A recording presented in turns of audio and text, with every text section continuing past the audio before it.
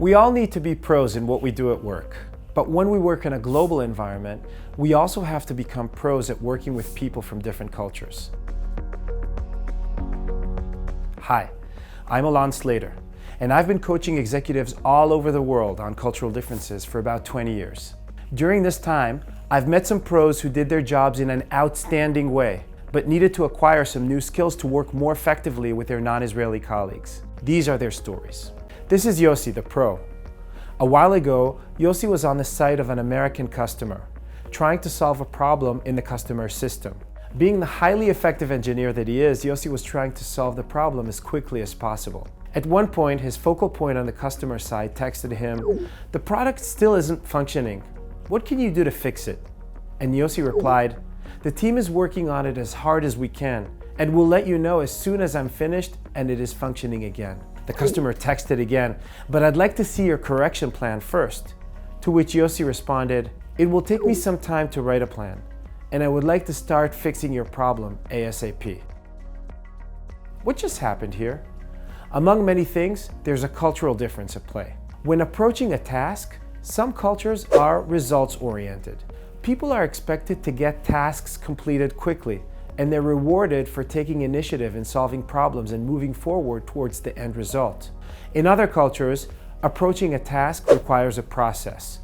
Completing the task would require documentation, planning, and perhaps even consulting with a boss or with colleagues before moving forward. The Israeli business culture is high on results orientation. This means that Israelis strive to achieve results quickly, even if it means improvising and changing plans midway through a project. This is why we're the startup nation. But this is also why Yossi was not aware of his internal customers' need for a more organized process, which includes documentation and planning. Americans are high on process orientation, which is why Yossi's internal customer needed a more organized process, which includes documentation and planning. In the end, Yossi figured out what to do. He spoke with his customer and understood what were her minimal requirements for a correction plan. It was easy for him to create, and this enabled him to go back to fixing the problem. So how can you act in a more culturally effective way from now on when it comes to task orientation? When working with your colleagues from cultures that are more process-oriented, remember first of all to respect these tendencies and accept them as much as possible. Some of the world's most successful organizations operate this way, and it complements the Israeli flexibility and quick movement forward. Also remember that when you make changes to plans, communicate those changes immediately to your partners. Don't let them find out about them after a while. When creating a project plan, ask your colleagues which steps are critical for them. These are the steps that you should try to avoid changing.